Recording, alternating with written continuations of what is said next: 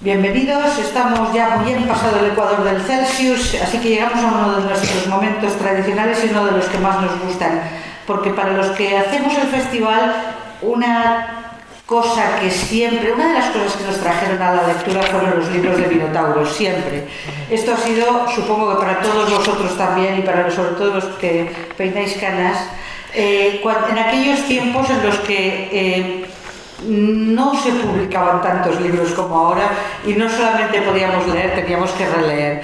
Mucho Minotauro hemos estropeado y mucho Minotauro hemos mamado y mucho Minotauro nos ha hecho lo que somos. Y lo que somos, guste o no, es el Celsius.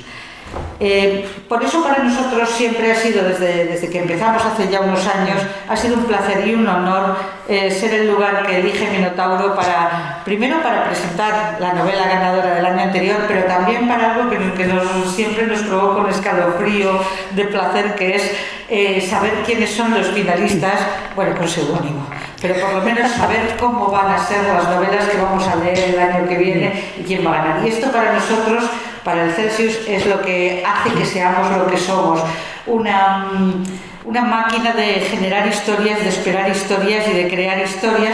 Y en estos momentos la perspectiva y otra cosa muy importante que decían en el Festival 42, que me encantó y se lo he robado, en el Celsius también robamos muchas cosas, es eso, que somos prescriptores. Y cuando venís aquí y nos habláis de las novelas que vais a escribir, ya creáis la expectación y estáis creando no solamente este Celsius, sino el Celsius del año que viene. Os voy a dejar con Vicky para que os cuente, es ella la prota de esta mesa, le guste o no, y es ella la que nos lo va a contar todo. Bueno, a mí me encanta ser la prota de esta mesa y que me presentes tú, Cristina, y estar en Celsius, que como dice Cristina, se ha convertido en una tradición para Minotauro, y que creo además que no podríamos estar más a gusto y más orgullosos de que Celsius, que es yo creo que el festival más importante ahora, acompañado por muchos más en el género, siga contando con nosotros para traer novedades y para hablar del premio, que al final tiene esta vocación de prescriptor, de difusor, de ser altavoz del género y que es tan importante.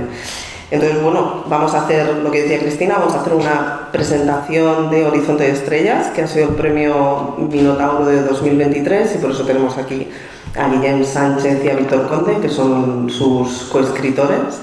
Y tenemos también a Consuelo Avellán, porque al final de esta breve charla vamos a dar los nombres de los finalistas, como dice Cristina, con seudónimo, para que el secreto esté garantizado, pero sí que explicamos un poquito de qué va cada novela, que es lo que llamamos desde el primer año, o yo llamo el momento Susana Vallejo, que fue la que me dijo, ¿por qué no explicáis de qué van? En vez de decir el título y salir corriendo. Así que hemos cambiado un poco la manera de enfocarlo.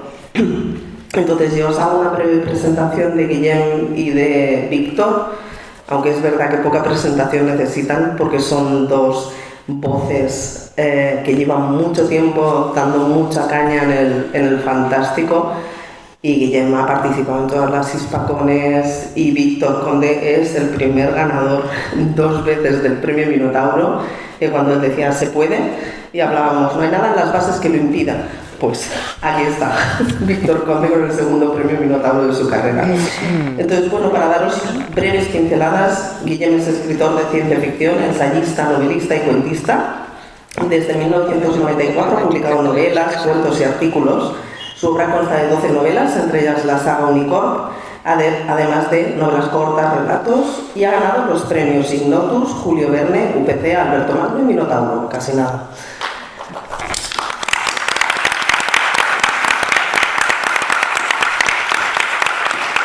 Y Víctor Conde ha publicado más de 50 libros y ganado múltiples galardones, 2 premios Minotauro, Celsius e Ignotus. Viene además de la Semana Negra, donde ha sido finalista del premio Semana Negra también. Ha escrito ciencia ficción, fantasía, novela juvenil, infantil, serie negra, novela histórica o filosófica. No lo tengo apuntado, pero has escrito también erótica, ¿no? Yo no sé si te falta algún palo que tocar. Eso es un secreto que ya saldrá a la luz algún día. Pues entonces no he dicho nada. Y es conocido también por la saga del multiverso. Entonces, bueno, vamos a hacer una presentación de Horizonte de Estrellas. Yo creo que una de las partes por donde habría que empezar es si nos podéis contar un poco de qué va la novela. ¿Empiezo yo? empiezo yo. Venga, adelante.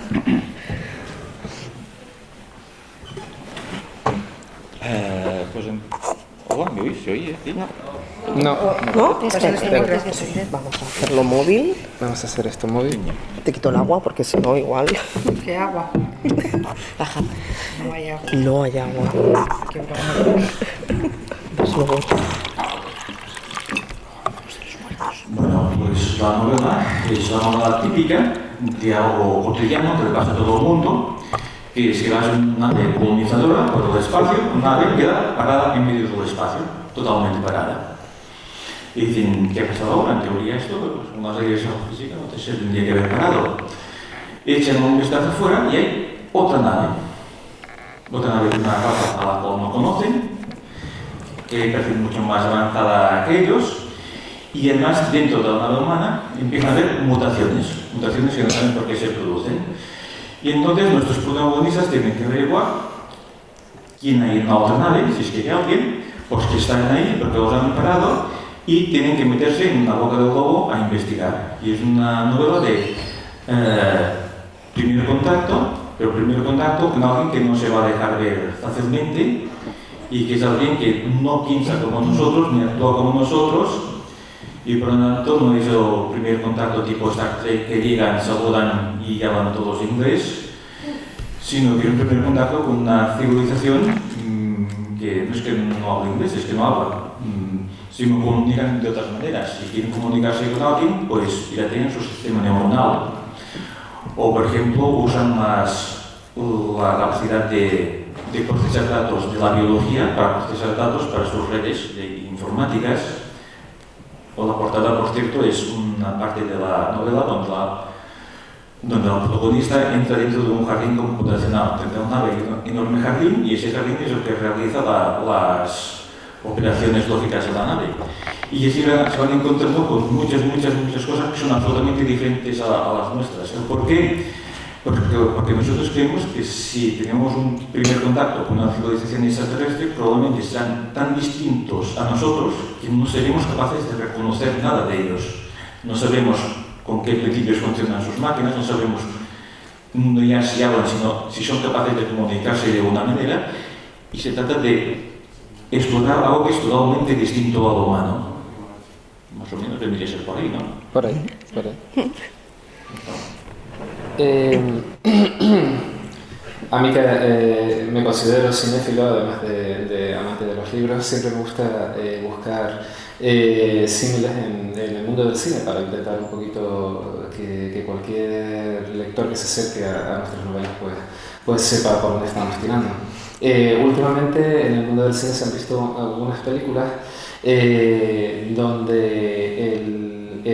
la trama, digamos, los sucesos impresionantes que van haciendo avanzar la historia, van haciendo como el motor de la historia, no tienen nada que ver con la violencia, sino que es un motor, más bien, por decirlo así, es un motor intelectual. Por ejemplo, ahora me viene a la mente Interstellar, de Christopher Nolan, o Ad Astra, una película que protagonizó Brad Pitt hace un par de años. Son películas que están llenas de acción, que están llenas de descubrimiento, que están llenas de eso tan abstracto que nosotros llamamos el sentido de la maravilla. Y son novelas, o sea, son películas donde la acción no es una acción física, no es una acción de guerra, de batalla, de combate, de tal, sino es más bien es una acción intelectual. Es decir, en nuestra novela, en Horizonte de Estrellas, hemos intentado jugar en esa misma liga. Escribir una historia de ciencia ficción donde cada capítulo tuviera un gran bombazo, pero ese bombazo no fuera un disparo, ni una bomba, ni algo que explota, sino una idea. Es decir, nosotros te lanzamos una idea a la mente con el sano propósito de reventarte la cesera y decir, pues, joder, madre mía, me están dejando el cerebro boca abajo. Entonces, la idea es que eso es una progresión escalonada, es una progresión geométrica, porque la novela empieza de una manera, digamos, estableciendo unas bases, todo más suavito y tal, y a partir de que, como bien contó mi compañero, ellos entran en la nave alienígena, se convierte en una aventura de descubrimiento al más puro estilo de los viajes de Gulliver, donde cada capítulo intenta reventarte el cerebro y dejártelo del revés, de una manera más bestia que el capítulo anterior. Entonces, ¿se podría decir que es una novela de acción? Yo creo que sí. ¿Hay explosiones de disparos? No, en ningún momento. Pero sí es una acción basada, o sea, la metralla, la munición es eso tan maravilloso que nosotros llamamos el sentido de la maravilla. Y que si hemos hecho bien nuestro trabajo como escritores, pues a ustedes cuando terminen la novela dirán, joder, pero que se han fumado estos dos. Y luego que me contaron en Italia. Y luego en Italia normalmente en estas aventuras hay un hombre de acción en el que Ahora el que resuelve las cosas y que se enfunda para resolver los problemas. Y aquí el hombre de acción, el militar, que tiene ganas de desenfundar, es el secundario cómico. Sí. Cada vez que intenta arreglar algo diciendo, eso no lo descargo yo, a la protagonista, quita tonto que si se desenfunda, saldríamos, déjame a mí, que esto hay que entenderlo y hay que... Y es una novela en donde tienes que entender las cosas para resolverlas, porque como desenfunde, no habían. Efectivamente. Ya veréis en un novela, es que la tecnología el diferencial tecnológico es tan enorme que no hay ninguna posibilidad de resistencia, pero si hay una posibilidad, aunque pequeña, de comprensión de eso que busca la protagonista. Sí, bueno, de hecho yo creo que es una novela que representa muy bien el género de la ciencia ficción, en el sentido de que tiene esta especulación, que tiene esta intención un poco de mind-blowing, ¿no? De hacer que el lector se plantee cosas. Justamente hablando de ciencia ficción, es verdad que los últimos premios, Frontera Oscura o Más fría que la guerra, han estado dentro de este género. Yo me preguntaba si cuando vosotros empezasteis a escribir Horizonte de Estrellas, ¿os planteasteis esto como un marco para escribir la novela que queríais escribir? Es decir, o ¿de qué manera, si es que lo hizo, os afectó el tema de la ciencia ficción? O incluso si teníais en mente presentarla al premio cuando empezasteis a escribirla. No, realmente no. No, o sea, bueno, a ver, nosotros es la primera colaboración que hacemos, Guillem y yo. Los dos, bueno, tenemos una larga trayectoria, cada uno en nuestro estilo, y un buen día pues decidimos conocernos virtualmente, porque realmente no nos conocimos físicamente hasta el día de la entrega del premio, sí. que fue una cosa muy graciosa, porque estábamos por fuera estábamos allí en Barcelona, en Plaza Cataluña, y de repente se me acerca un señor mayor de pelo blanco que me dice, hola, ¿tú eres Víctor Conde? Y yo, sí, ¿y tú quién eres? Yo soy Guillermo.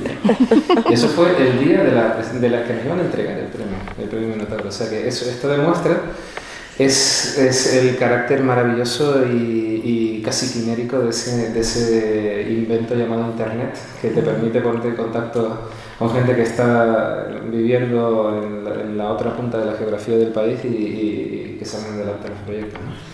Pero cuando nosotros nos pusimos a escribir esta novela, simplemente fue porque queríamos escribir ciencia ficción, que es un género que nos llega al corazón. Pero no fue hasta muy tarde que decidimos presentarlo en Minotauro, ¿no? Sí, no fue... Llevaba un tiempo escrita, no habías presentándome en un sitio ni nada, y un día andas y me decía, oye, bien, ¿te parece bien presentar a Minotauro? Y digo, sí, vale. Y yo me quedé pensando, qué tonto, si este año estoy seguro que toca fantasía. ¿Cómo le fastidia que diga esto? No, es que no todos mundiales, él mismo simplemente me dijo, ¿te parece bien que la presentemos? Digo, pues sí, claro, ¿por qué no? Es un buen premio, ¿no? No me diré, y no hubo más conversación al respecto. Hasta un tiempo después, que me contactó para decirme, oye, que creo que tenemos que pasar por ahí. Sí. Obviamente no tocaba fantasía. No, obviamente. No, de hecho, os quería preguntar más adelante, pero ya aprovecho que me habéis lanzado el cable, un poco sobre el proceso de escritura, porque claro, cómo fue escribir la misma historia con los mismos personajes a cuatro manos. Tengo curiosidad por saber cómo os organizabais un poco, y estoy segura de que la gente que está aquí viéndonos también. Bueno, con Guillem me ha pasado lo mismo que me pasó en su día con Cotrina, con el gran Cotrina, o con otras personas. Yo he tenido muy pocas experiencias escribiendo a cuatro manos, pero todas han sido fantásticas, ¿no? Creo que esto es una experiencia por la que cualquier escritor debería pasar. Al igual que me pasó en su día con la novela de Cotrina, La cosa fue tener una escaleta con la historia ya hecha, ya tener toda la película en la cabeza, por decirlo así. Entonces tú escribes una escaleta, incluyendo el final, escribes una escaleta y luego íbamos a un capítulo cada uno, ahora son un capítulo cada uno, uno yo, uno él. Y entonces todo eso evidentemente se hacía con mucha discusión previa sobre qué iba a pasar en el siguiente capítulo y por qué. Entonces cuando la novela estuvo terminada, que en folios fueron unos... no llegó a los 200 folios de largo, realmente sabíamos que iba a ser una novela cortita. Cuando la novela estuvo completamente acabada, entonces hicimos lo que yo llamo el barrido, que es que yo corrijo toda la novela barriendo hacia mi lado, luego se la paso a Guillem, él corrige toda la novela barriendo hacia su lado y entonces los estilos terminan fusionándose, los estilos terminan unificándose. Aún así, me sorprende bastante que hay mucha gente que nos ha dicho sé perfectamente qué capítulos habéis escrito cada uno. Y muchas veces me lo dicen al revés. Estos son los capítulos tuyos, Víctor, y estos son los capítulos de Guillem, lo dicen al revés. Lo cual significa que o bien no tienen buen ojo o bien no nos conocen. Lo suficiente. ¿Hay algo? Sí, Consuelo dice que lo puede adivinar. No, que puedo hacer una apuesta. Igual fallo. Bueno, hay que Puede probar. ser. Yo hago la apuesta y me decís si acierto o fallo. Venga. Yo... Este es tuyo. Sí, este micro. Este es mío, perdón. Hay un capítulo que no voy a contar mucho porque si no haría spoiler, pero hay cierta flor que proviene de una cosa que parece un hongo pero no lo es y que se cuela en un sistema, vamos a decirlo así. Y mi apuesta es que eso es de Guillem. ¿Acierto o fallo? Dilo tú. ¿De quién es? No, la parte de la flor, o sea, la parte de la entidad virtual que se empieza a meter dentro del sistema operativo y empezamos a ver cosas absolutamente idas de la olla, eso es mío. Fíjate, o sea, fallo. Siempre al revés. Soy un experto en que se me vaya la olla, es fantástico. Y eso yo creo que queda reflejado perfectamente dentro de la novela. Guillem, por ejemplo, una cosa que hizo muy bien es reforzar la psicología de ciertos personajes. Por ejemplo, en esta novela es una novela profundamente femenina, pues todos los personajes que resuelven realmente la acción son mujeres.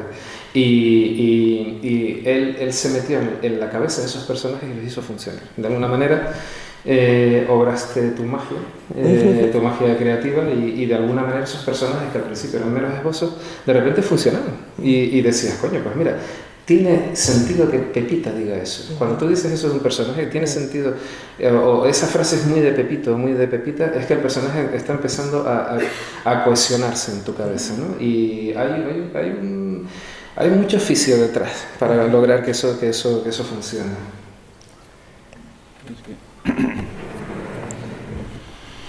Es que a mí me gusta mucho escribir sobre mujeres empoderadas y más empoderada que Soleico. Imposible. Muy complicado. Sí, de hecho yo también os quería preguntar un poco. Al final es una novela que tiene un personaje femenino central fuerte, lleno de grises, que es Soleico, que es esta ingeniera que va descubriendo qué está pasando en la nave. Hay una nave, una especie de nave fantasma. A veces me gusta pensar en Horizonte de Estrellas como una novela de Casa Encantada en el espacio. Pues realmente cuando entran en esa nave tú no sabes qué va a pasar, todo es extraño, rarísimo. Yo creo que ahí la imaginación de los dos es cuando realmente toca de alguna manera un punto muy interesante. Y luego por otro lado es una novela sobre viajes y sobre el sense of wonder que comentabas, Víctor. Entonces, como tiene todos estos palos, me preguntaba cómo conseguisteis de alguna manera aterrizarla o bajarla y conseguir que fueran equilibrados. Creo que me habéis dado ya como un pequeño spoiler antes, pero bueno, me gustaría saber cómo lo trabajasteis para que el personaje fuera importante, pero sin descuidar el viaje, sin descuidar el espacio donde sucedía la novela, etc. Teníamos una idea general de hacia dónde ir y por dónde ir, más o menos, pero era muy genérica. Entonces, él escribía un capítulo, yo lo leía, pensaba sobre él y decía, este se va a enterar. Y hacía lo siguiente. ¿Y tú qué pensabas cuando recibías lo siguiente? Que se te ayude a oír. No, a ver, a mí lo que me interesaba sobre todo era hacer que funcionaran los puntos de trama, es decir, que la munición de la que hablaba al principio, son esas ideas súper locas que hacen que te estalle el cerebro, que eso funcione, que no parezca que está ahí de manera aleatoria o gratuita. Entonces, la mejor manera de hacer que una serie de ideas extravagantes funcionen es intentar que desde el punto en el que aparece la idea en adelante, la trama se vea modificada por la presencia de esa idea. Es decir, que tú no puedas seguir escribiendo la trama tal y como la tenías antes de que apareciese esa idea en pantalla, ¿no? En este caso en tal. Es una técnica que se usa mucho en guión de cine. Cuando a ti se te ocurre algo muy heavy y quieres meterlo en la escena número 3, bueno, pues la escena número 4, la 5, la 6, etc., tienen que verse modificadas de alguna manera por el campo gravitatorio de la idea esa. Porque si no, si tú pudieras quitar esa idea de ahí y no pasase nada en la trama, es que la idea sobra, es que la idea realmente es superflua. Entonces, como nosotros teníamos una munición, digamos un saco de ideas, y decíamos, este saco de ideas es el que va a ser el corpus creativo de la novela. A medida que las vamos dosificando y las ideas van apareciendo en la novela, esas ideas tienen como objetivo sorprender al lector. Y una vez que ha sido sorprendido y que ya el lector piensa que esto no se puede volver más loco, pues entonces sueltas el siguiente pepinazo, ¿no? Entonces mi principal preocupación a la hora de escribir esta novela era que esos pepinazos funcionaran. Es decir, que tú ya habías sido sorprendido en el capítulo 5, pues en el 7, con el siguiente pepinazo, aún te vieras más sorprendido todavía. Yo creo que es la misma técnica que utilizó Clarke cuando escribió Cita con Roma, que los capítulos son como una especie de odisea homérica de descubrimiento de cosas cada vez más asombrosas que lo que le dijiste la vez anterior. Y todo eso tiene que cuadrar y ser coherente consigo mismo. Entonces, claro, este tipo de novelas llevan un trabajo, no son fáciles de escribir, porque no solamente tienes que cuidar la parte de los personajes, sino que esta odisea de descubrimiento tiene que ser coherente consigo misma. Me parece que está bastante bien respondido. Yo tengo una última pregunta para ellos, pero me gustaría también dejaros espacio. Si tenéis preguntas, si queréis preguntarles algo, pues daros la oportunidad. Así que si alguien se anima a hacer alguna pregunta, le cedo la mía. Por lo que comentáis, todo este sentimiento de la otredad alienígena me recuerda muchísimo a Stanisław Lem. ¿Ha sido inspiración en alguna de sus obras con respecto a lo que habéis escrito vosotros? Hombre, yo más que... A mí me gusta muchísimo Lem, uno de mis escritores favoritos, pero ni si me ocurre que sea la base de esta obra. La base de esta obra yo diría que mis referentes particulares son muchos autores, por ejemplo, americanos y británicos, como Arthur C. Clarke, y tengo clarísimo, cuando escribí esta obra, que estaba teniendo la poca vergüenza de imitar Cita con Rama. Fue un poco de atrevimiento por mi parte, pero yo era consciente de que había mucho de Cita con Rama, sí. Porque es evidente que el contenimiento es lo mismo, aunque luego el desarrollo sea muy diferente. Por ejemplo, aquí entran a la nave les deja pasar, yo cierro las puertas y no les deja salir. Correcto. Y la nave va jugando y manipulándolos, incluso a nivel de ingeniería genética y de parasitismo biológico, que es algo que claro, no se debería poner cosas de estas en Rama. Entonces, yo creo que los antecedentes son otros, las referencias son otras, pero sí que es cierto que me gusta muchísimo Lem y a lo mejor por aquí dentro había algo. Yo creo que nosotros somos autores que pertenecemos a una tradición, es decir, nosotros queremos dejar nuestra propia impronta como creadores dentro de, o sea, el pequeño granito de arena que uno puede dejar en el acervo histórico del fantástico español, pues intentaremos dejarlo, ¿no? Pero al mismo tiempo pertenecemos a una tradición, venimos de un mundo, venimos de una década, ¿no? Entonces, no es que te vayas a unos autores u otros en busca de inspiración concreta, sino que esos autores siempre están.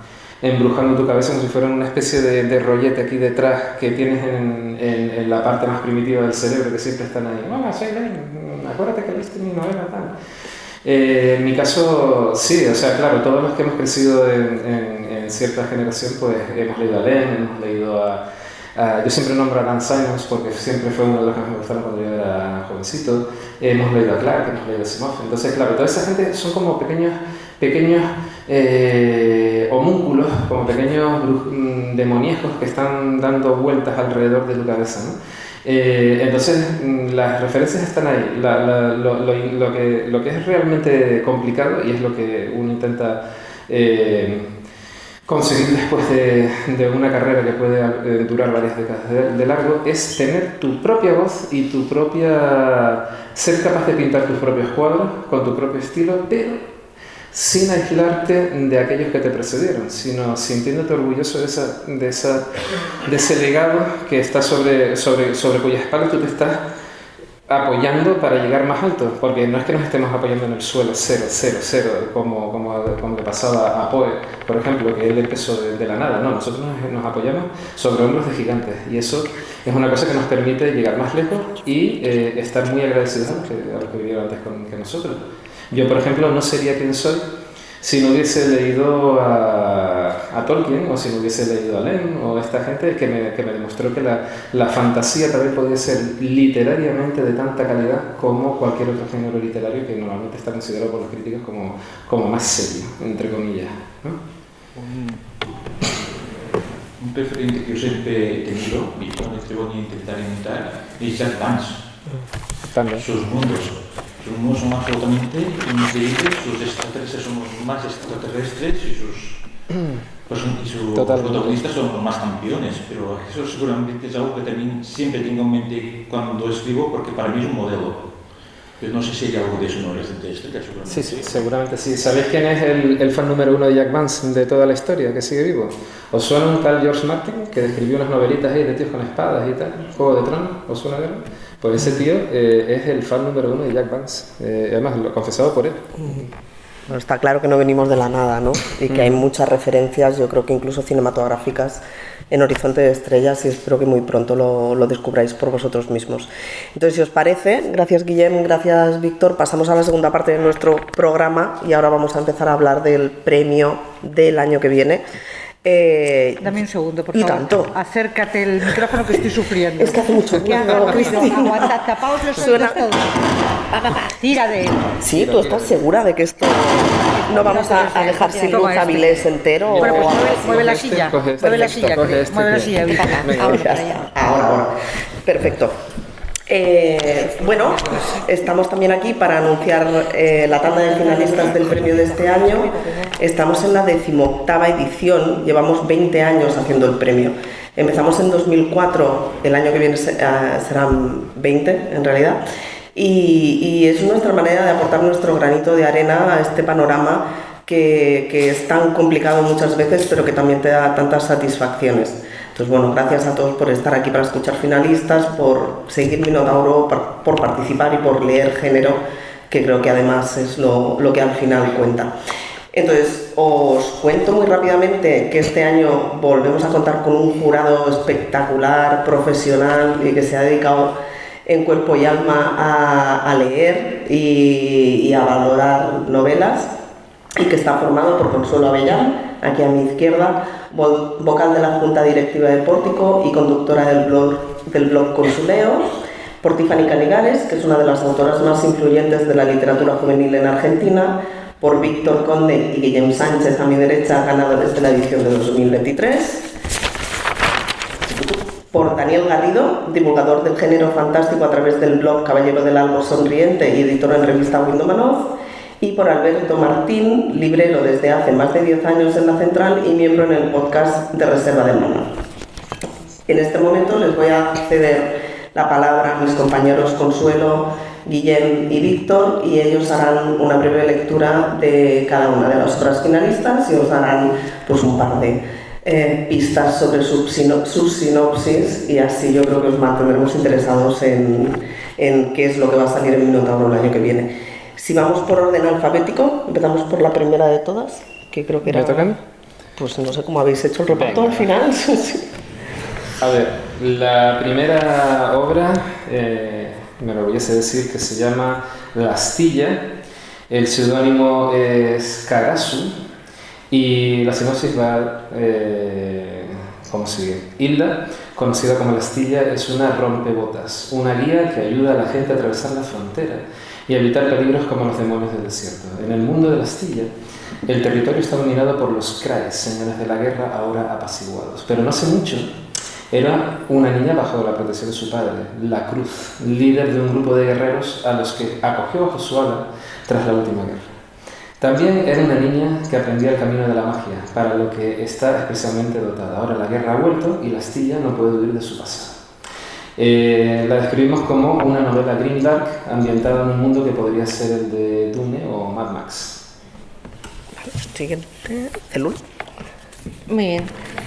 Pues, ¿esto funciona? Sí. La siguiente obra finalista se titula La Célula y el seudónimo de autor o autora es Némesis Plenilunio. Y yo creo que me voy a saltar un poco el guión. ¿Puedo? ¿Me dejáis? Me encanta que me haya tocado hablar de esta novela porque es la más difícil de clasificar de las 3 finalistas, o la más difícil de describir, en el sentido de que no le encuentro un género claro al que escribirla. Porque parte de una premisa que es típica de la ciencia ficción y típica del terror, pero luego se convierte en una novela totalmente de humor. Entonces, podéis esperar cualquier cosa. Si os digo La cosa que surgió del frío, ¿en qué pensáis? ¿Terror? ¿Ciencia ficción? Bueno, por ahí van las cosas. Sale un monstruo, sale una nave extraterrestre, pues algo de eso sale, y cuando sale, pues empieza el desmadre. Tiene una ambientación, un estilo bastante pulp, así quizás un poco, yo diría casi que ¿cómo lo diría? Caricaturesco, ¿no? Pero es muy divertida, la verdad. O sea, al final yo, si tengo que ponerle un género, evidentemente es humor, pero con una premisa que a los amantes de la ciencia ficción y el terror nos va a gustar, ¿vale? Uy, perdón.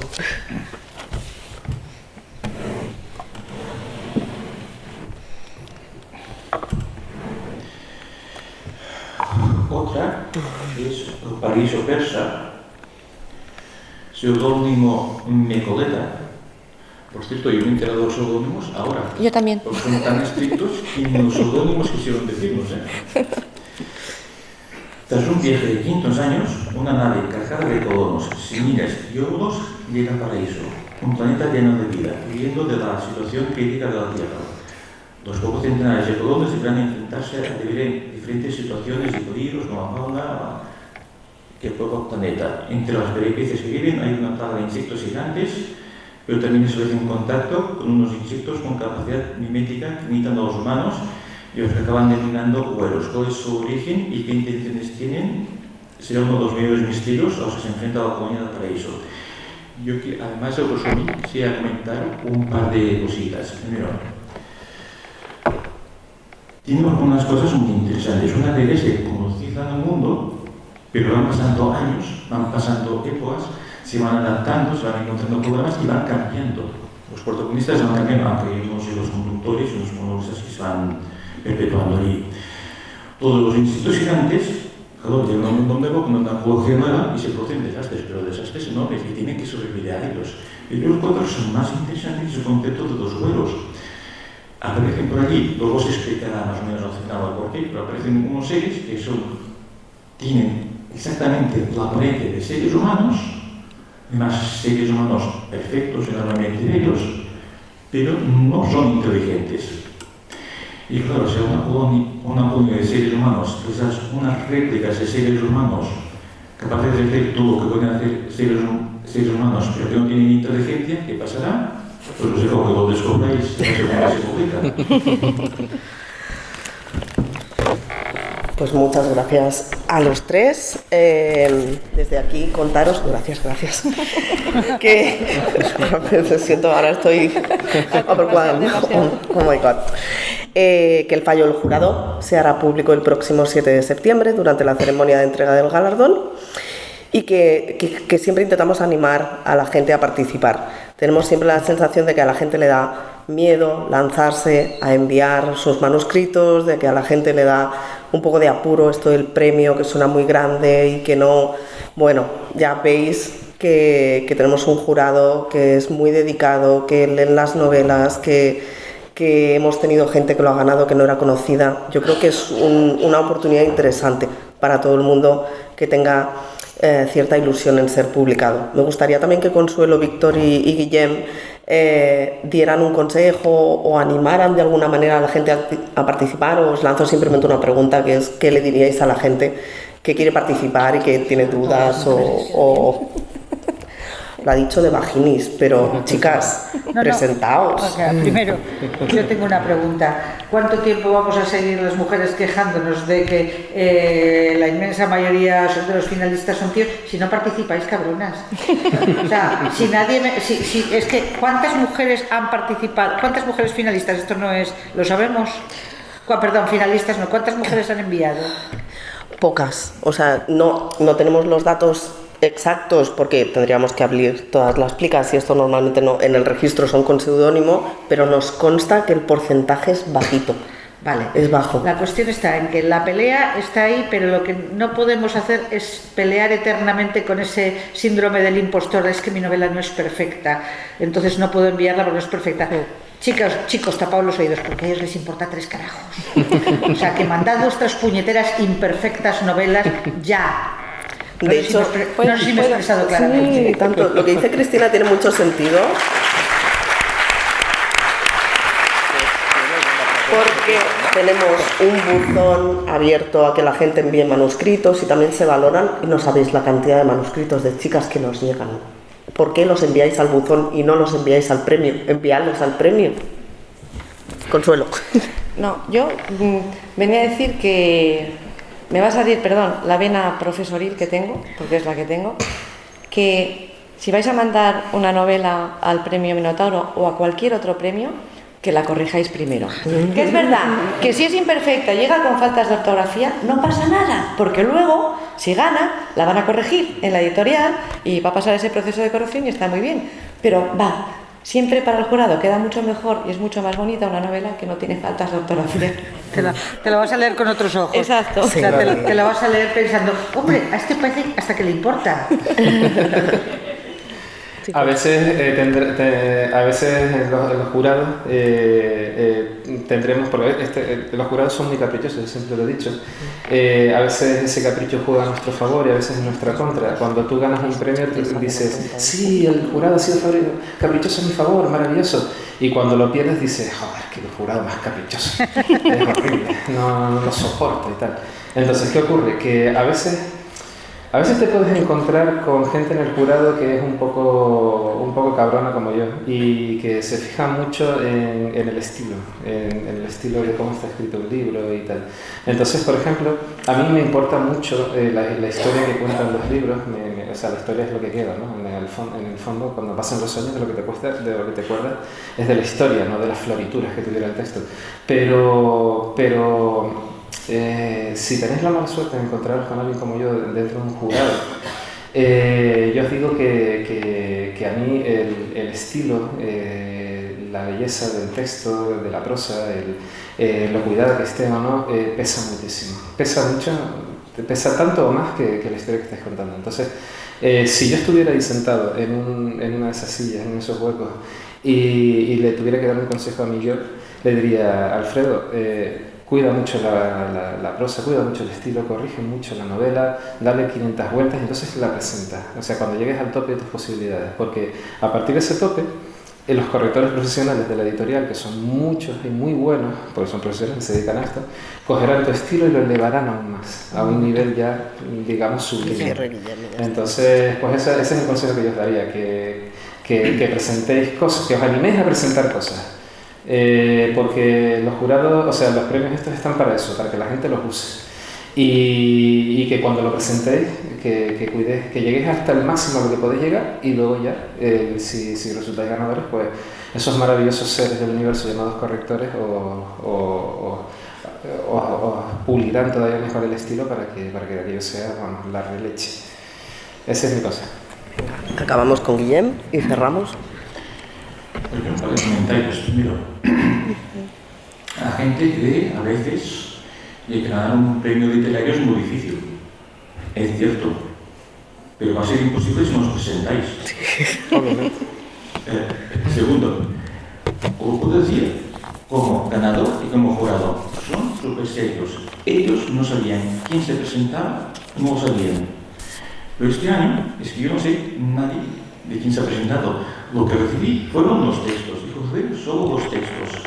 Y Sin el que hay seudónimo tampoco. textos que estaban Ni siquiera un escritos, seudónimo. textos que no tanto y textos que mejor. Y todo jurado analizamos cada texto.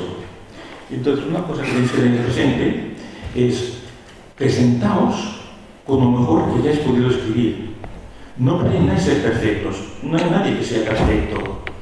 Entonces, pero sí que tenéis que tener el texto bien trabajado. Si lo pensáis, lo escribís, lo dejáis repasar un tiempo, lo repasáis y cuando veáis que está bien, que no le falta nada, presentadlo sin miedo. Y sobre todo a las chicas, vamos a ver, chicas, ¿por qué no estás ganando el premio cada vez?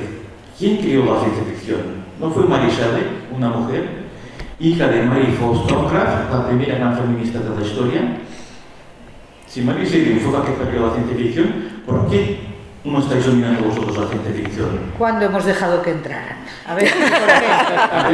Voy a tener que pediros que les deis un aplauso enorme, que chicas que os presentéis, y muchísimas gracias otra vez, Vicky, por traernos un Minotauro. Gracias, Cristina. Gracias. Gracias.